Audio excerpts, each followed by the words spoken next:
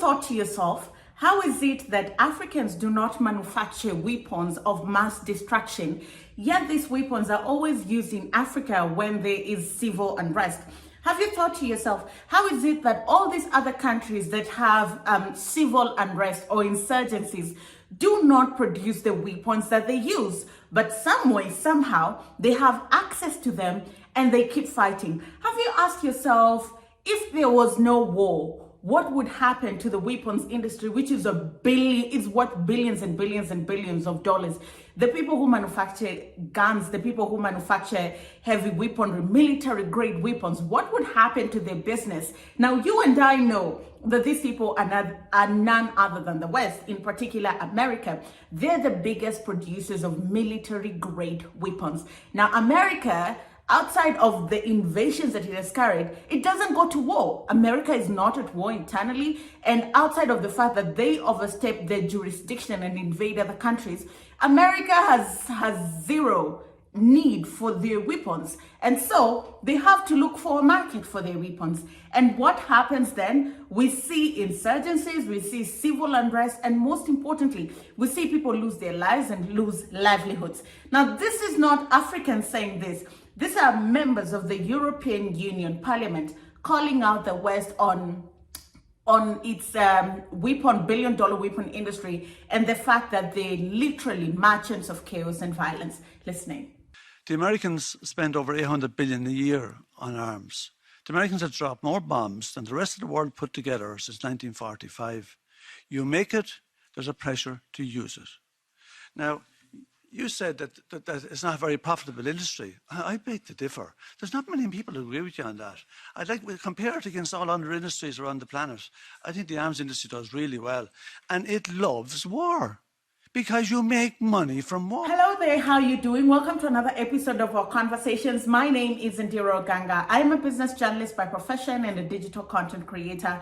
I love coming on here, having conversations with you guys about, Black people that look like you and me, Africa, our place on the global landscape, and how we can rise up and sit at that table. Today, I want us to talk about the chaos and violence that is manufactured all over the world to profit a few. The weapons industry makes billions and billions and billions of dollars for the few that have invested in there. And it's from a global point of view and from a nationalistic point of view, it's very important to develop high-grade military weapons because you never know, right? And you also need people to fear you. Case in point, North Korea. You never know when they will drop a nuke on you. And that just ensures there's a little bit of respect, if not bullying. But mostly it's just respect because other countries know that should they invade you, then you're in a position to defend yourself. That is given, right? That is very given, particularly in this day and age where people just wake up and invade your countries for sheer reason. You have oil, they invade you. Your leader is speaking against the West, they invade you. You have gold, they invade you. If they can't corrupt your leaders, they invade you. They create civil unrest. Take a look at a country like DRC, and I know that I'm going a little bit off the point, but let's just drive it home. DRC is one of the richest, if not the richest country on the African continent, and give and take the world. Because when we are counting rich countries, particularly when it comes to Africa, rarely do we count natural resources. Now, I feel like this omission is by design because you need Africans to think that they're perpetually poor so that it opens the door for exploitation. If you look at the African system, it's a cash-based system. If you look at the American system or the Western system, it's a credit-based system. And it has its own advantages because it allows you to grow and do your investment and live your life. But again, it's a golden calf. So many people are stuck in a cycle of debt. And it's very easy to go broke because you lose a job or anything happens to the market and they crash. Everything comes crumbling down. And then you look at a system like Africa where it's cash-based, and everything is based off of cash. There's so much more money here than there is the other side. It's just because it's a cash-based system, circulation is a little bit lower. That's point number one. Point number two, our resources that are underground are worth so much more if they were ever factored in. And that's the reason why chaos are always manufactured.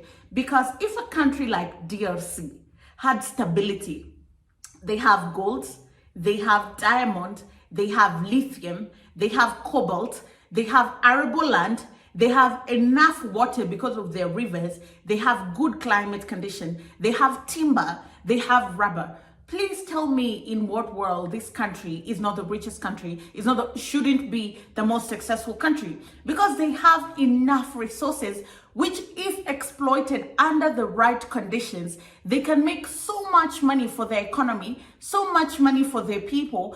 And if we say that now we are not selling, DRC says we're not selling raw gold, we're not selling raw diamond, everything has to be processed here, the trickle-down effect will not just be felt in DRC, but East Africa, Central Africa, and the whole of Africa eventually, right? But because we do not want these people to rise up to be as powerful as they could be, because we still want to get their resources for very little money, because we want instability in that country so that in exchange for weapons, we can get their gold. And this is factual.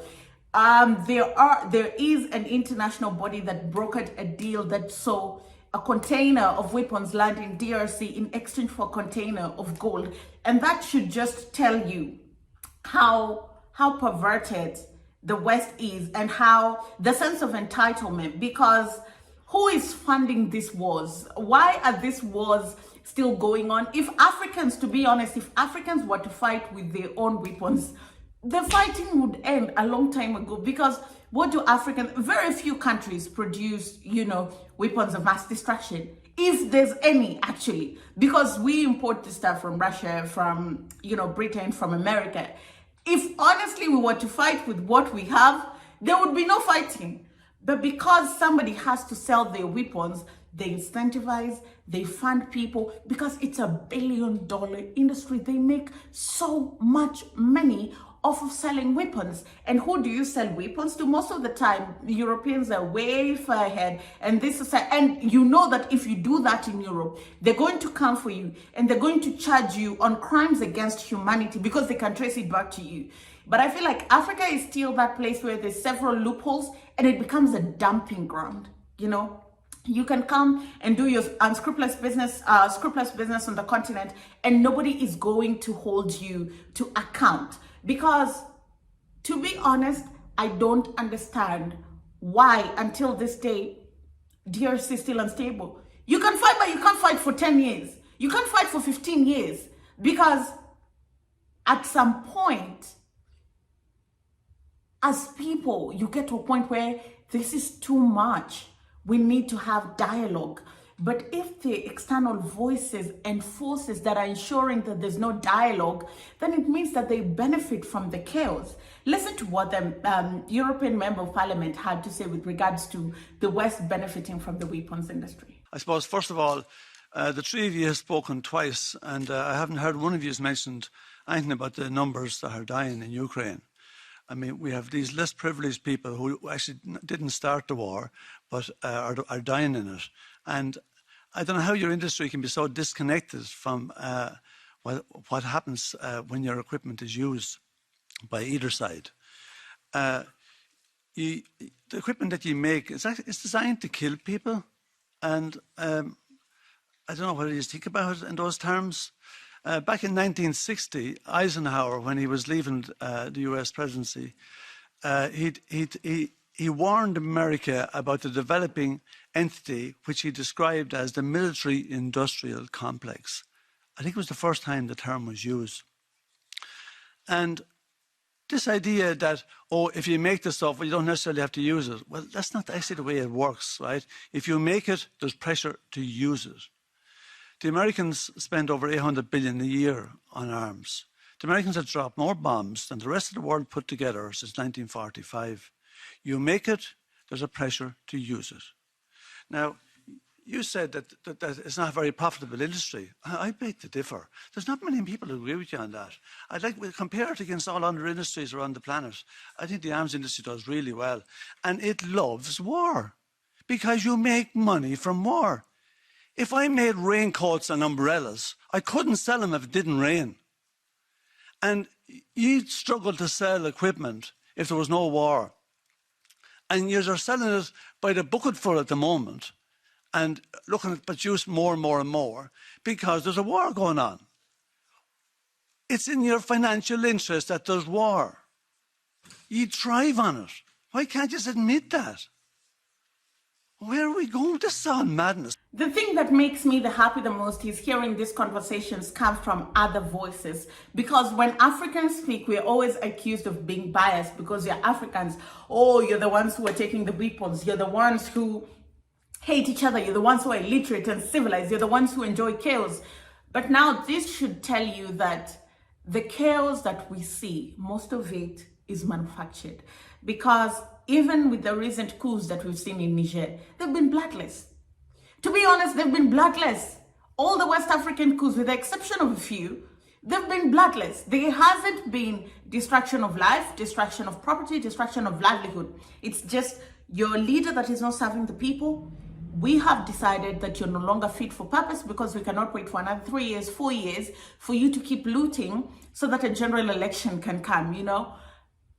So if power can be seized peacefully, that should tell you that Africans are at a place where they understand the consequences of unrest, and Africans that are at a place where they value peace.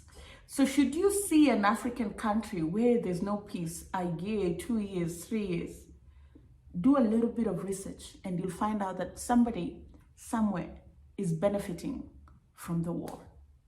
That's all I had for you guys. Thank you very much for watching. My name is Ndiro Ganga. I'm a business journalist by profession and a digital content creator. Find me on social media at Ndiro Ganga, on Twitter, on Facebook, and on Instagram, or come over to my YouTube channel at Ndiro Ganga, where I will be, you know, I talk to people who've relocated from the diaspora back to the African continent. Another thing, I am about to start doing videos of travel because I've realized that French food has Michelin stars, Italian food has Michelin stars, but then there's this thing about African food. Yet African food has so much depth, so much flavor, so much variety. And there's food from West Africa, from East Africa, from South Africa, from North Africa. The spices are different, the cooking method is different, the blends are different. And so as my little contribution to the Pan-African agenda, outside of talking about politics, I want to start showing you guys what it is like to be African through food, through travel, and through people. Let me know if you're excited for this. It's definitely coming soon. So keep it here and more details will be following. I'll see you again next time.